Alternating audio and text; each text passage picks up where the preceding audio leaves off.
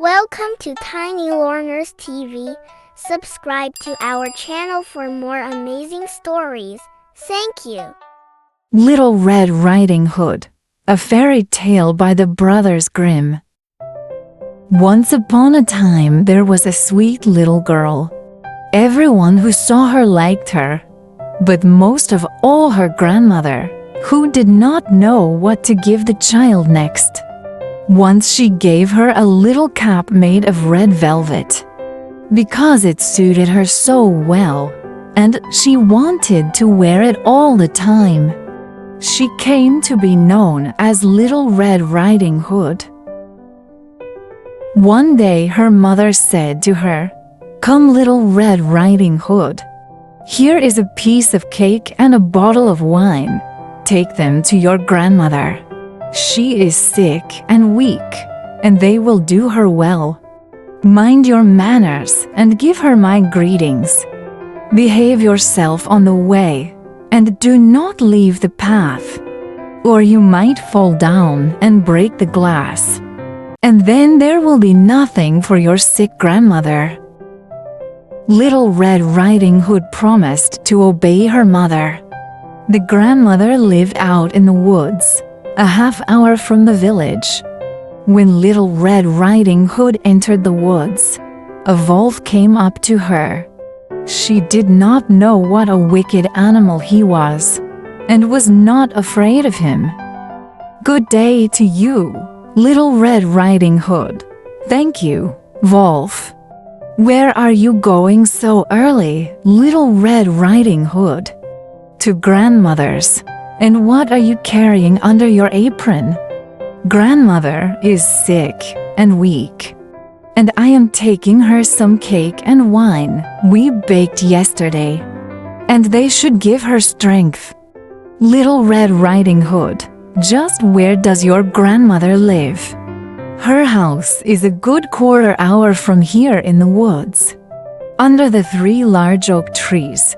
There's a hedge of hazel bush there. You must know the place," said Little Red Riding Hood. The wolf thought to himself, "Now there is a tasty bite for me. Just how are you going to catch her?" Then he said, "Listen, Little Red Riding Hood. Haven't you seen the beautiful flowers that are blossoming in the woods? Why don't you go and take a look? And I don't believe you can hear how beautifully the birds are singing.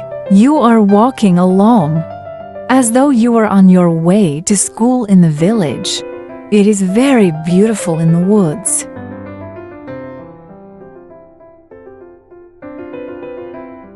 Little Red Riding Hood opened her eyes and saw the sunlight breaking through the trees, and how the ground was covered with beautiful flowers. She thought, "If I take a bouquet to grandmother, she will be very pleased. Anyway, it is still early, and I'll be home on time." And she ran off into the woods looking for flowers. Each time she picked one, she thought that she could see an even more beautiful one a little way off. And she ran after it, going further and further into the woods. But the wolf ran straight to the grandmother's house and knocked on the door. "Who's there?" "Little Red Riding Hood. I'm bringing you some cake and wine. Open the door for me. Just press the latch," called out the grandmother. "I'm too weak to get up." The wolf pressed the latch, and the door opened. He stepped inside, went straight to the grandmother's bed, and ate her up. Then he took her clothes, put them on, and put her cap on his head. He got into her bed and pulled the curtains shut. Little Red Riding Hood had run after flowers, and did not continue on her way to grandmother's until she had gathered all that she could carry. When she arrived, she found, to her surprise, that the door was opened up. She walked into the parlor and everything looked so strange that she thought, "Oh, my God, why am I so afraid? I usually like it at grandmother's." Then she went to the bed and pulled back the curtains. Grandmother was lying there with her cap pulled down over her face and looking very strange. "Oh, grandmother, what big ears you have, all the better to hear you with.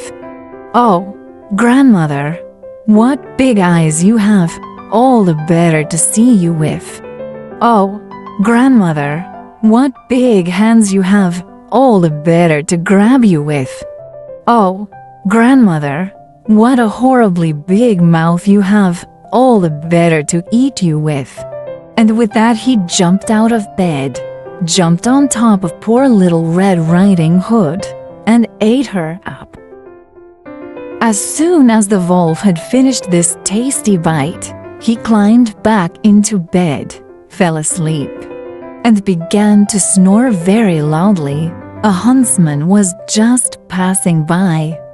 He thought it strange that the old woman was snoring so loudly. So he decided to take a look. He stepped inside, and in the bed there lay the wolf that he had been hunting for such a long time. "He has eaten the grandmother, but perhaps she still can be saved. I won't shoot him," thought the huntsman. So he took a pair of scissors and cut open his belly. He had cut only a few strokes when he saw the red cap shining through. He cut a little more, and the girl jumped out and cried, "Oh, I was so frightened. It was so dark inside the wolf's body." And then the grandmother came out alive as well. Then little Red Riding Hood fetched some large heavy stones. They filled the wolf's body with them, and when he woke up and tried to run away, the stones were so heavy that he fell down dead. The three of them were happy. The huntsman took the wolf's pelt. The grandmother ate the cake and drank the wine that little Red Riding Hood had brought. And little Red Riding Hood thought to herself, "As long as I live, I will never leave the path and run off into the woods by myself if mother tells me not to." They also tell how little Red Riding Hood was taking some baked things to her grandmother another time when another wolf spoke to her and wanted her to leave the path. But little Red Riding Hood took care and went straight to grandmother's. She told her that she had seen the wolf and that he had wished her a good day, but had stared at her in a wicked manner. "If we hadn't been on a public road, he would have eaten me up," she said. "Come," said the grandmother, "let's lock the door so he can't get in." Soon afterward the wolf knocked on the door and called out, "Open up, grandmother. It's little Red Riding Hood, and I'm bringing you some baked things." They remained silent and did not open the door. The wicked one walked around the house several times and finally jumped onto the roof. He wanted to wait until little Red Riding Hood went home that evening, then follow her and eat her up in the darkness. But the grandmother saw what he was up to. There was a large stone trough in front of the house. "Fetch a bucket, little Red Riding Hood," she said.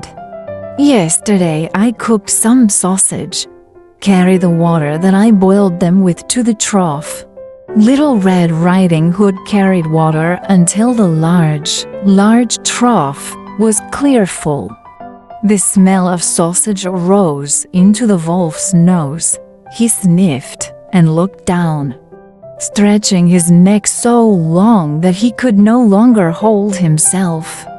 And he began to slide. He slid off the roof, fell into the trough and drowned. And Little Red Riding Hood returned home happily and safely.